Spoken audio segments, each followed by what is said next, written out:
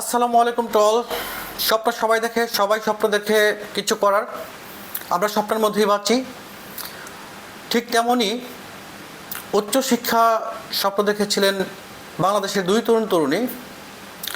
তাদের স্বপ্ন ছিল পিএইচডি সম্পন্ন করে বাংলাদেশে এসে বাংলাদেশকে কিছু দেওয়ার, তার পরিবারকে কিছু দেওয়ার। কিন্তু স্বপ্ন এক নিমিষেই থেমে গেছে কিভাবে? বাংলাদেশের দুই তরুণী আমেরিকায় নৃশংসভাবে হত্যাকাণ্ডের শিকার হয়েছেন। চলুন দেখে নিই কীভাবে, কেন এই ঘটনাটি ঘটেছে।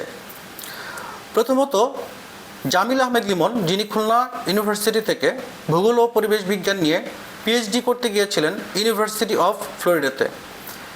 তার বয়স ছিল 27। নাহিদা সুলতানা বৃষ্টি, যিনি নোয়াখালী বিজ্ঞান ও প্রযুক্তি বিশ্ববিদ্যালয় থেকে কেমিক্যাল ইঞ্জিনিয়ারিং পড়ে পিএইচডি করতে গিয়েছিলেন আমেরিকায়। তারা দুজনই প্রেমের সম্পর্কে জড়িয়েছিলেন এবং তাদের স্বপ্ন ছিল বাংলাদেশে এসে বিয়ে করবেন। বাট সেটা আর হলো না কেন? তাদেরকে নৃশংসভাবে হত্যা করেছেন। ঘটনার সূত্রপাত 16 এপ্রিল 2026। ঠিক মৃত্যুর 1 ঘন্টা আগে লিমনকে তার অ্যাপার্টমেন্টে শেষবার দেখা গিয়েছিল, আর 1 ঘন্টা পর বৃষ্টিকে দেখা গিয়েছিল তার ক্যাম্পাসের সাইজ বিল্ডিংয়ে। যখন তাদেরকে পাওয়া যাচ্ছিল না, তখন 17 এপ্রিল তাদের পরিবার পুলিশকে জানায়। পুলিশ তল্লাশিতে নামে। 24 এপ্রিল যেটা হয়েছে, টাম্পার হাওয়ার্ড ফ্রাঙ্কল্যান্ড ব্রিজে লিমনের লাশ উদ্ধার করা হয়। লাশে ছিল একাধিক ছুরিকাঘাত। ঠিক তার 2 দিন পরে 26 এপ্রিলে আরেকটি লাশ উদ্ধার করা হয়। সেটি ছিল কার? বৃষ্টির লাশ। 1 মে এটি নিশ্চিত হওয়া যায় যে এটা বৃষ্টির লাশ। এবার আসুন জানি ঘটনাটি ঘটিয়েছে কে। ঘটনাটি ঘটিয়েছে 26 বছর বয়সী হিশাম আবু ঘায়ের বিয়ে, যিনি একজন প্যালেস্টাইন বংশোদ্ভূত। তিনি ছিলেন লিমনের রুমমেট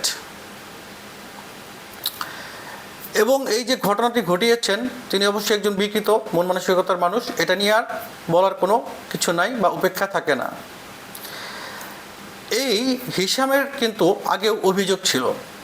হিশাম কি করতেন? 2023 সালে তিনি ড্রপ আউট স্টুডেন্ট ছিলেন। তার আগে তিনি ম্যানেজমেন্টে পড়েছেন ইউএফসিতে।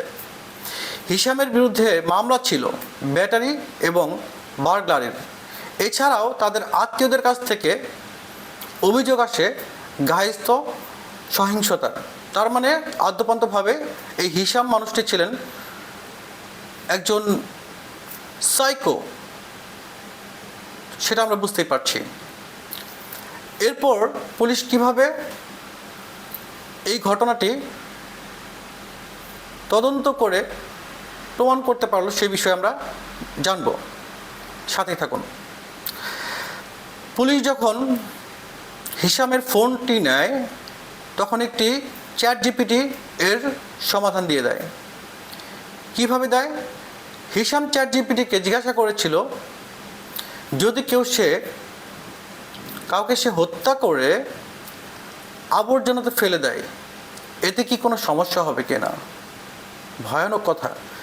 চ্যাট জিপিটি তাকে উত্তর দেয়, এটা একটি বিপজ্জনক প্রশ্ন, এর উত্তর দেওয়া তার পক্ষে সম্ভব না। এভাবেই পুলিশ একটি চ্যাট জিপিটির মাধ্যমে ট্র্যাক করে। তাছাড়া লিমনের ফ্ল্যাটে ছিল রক্তের দাগ।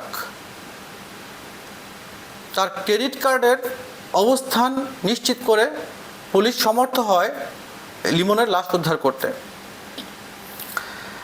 যেটা খুবই মর্মান্তিক, খুবই হৃদয় বিদারক। পররাষ্ট্র মন্ত্রণালয় সূত্রে বলা হয়েছে 4 তারিখে আসতে পারে লিমনের লাশ বাংলাদেশে। তাদের পরিবারের অবস্থা খুবই খারাপ, মর্মাহত, যেটা বলার কোনো অবকাশ থাকে না। আমি এই বিষয়টা নিয়ে লাস্টে একটি কথা বলি। এই যে হিশামের মতো অনেক মানুষ আমাদের সমাজে রয়েছে মানসিক বিকৃতির, আমাদের কি দায়বদ্ধতা রয়েছে বা নাই? এর মতামত আপনারা আমার কমেন্টে লিখবেন প্লিজ। প্রথমত, আমরা যে ডিজিটালাইজড যুগে বিলং করছি, আমাদের কিন্তু পারিবারিকভাবে আমাদের যে ছেলে মেয়ে আছে তাদেরকে প্রপার ট্রিটমেন্ট দিতে পারছি? তাদেরকে সময় দিতে পারছি? বা তাদেরকে নিয়ে কি আমরা কোনো পরিকল্পনা করছি? আমার মনে হয় আজকের এই যুগে এই সমাজে আমাদের ছেলেমেয়েরা তার বাবা মার কাছ থেকে অনেকটাই দূরে থাকে, এটাও একটি কারণ। তাছাড়া আরেকটি কথা আমি বলতে চাই, সেটি হচ্ছে, why should we go abroad for taking higher education? Why should not we create that environment in Bangladesh to get a such quality of education? এটাও কিন্তু একটি প্রশ্ন। আমি বাংলাদেশ সরকারের কাছে নিবেদন করব বাংলাদেশের শিক্ষা ব্যবস্থাটাকে এত সুন্দরভাবে সাজানোর জন্য, যাতে করে আমাদের কাছে হাই স্টাডিজের জন্য বাইরের থেকে মানুষ আসে। এটার মানে এই না যে উচ্চশিক্ষা নেওয়া যাবে না, এটার মানে এই না ইউএসতে যাওয়া যাবে না, এটার মানে এই না যে উচ্চশিক্ষার জন্য আমাদের বাংলাদেশে সেফ।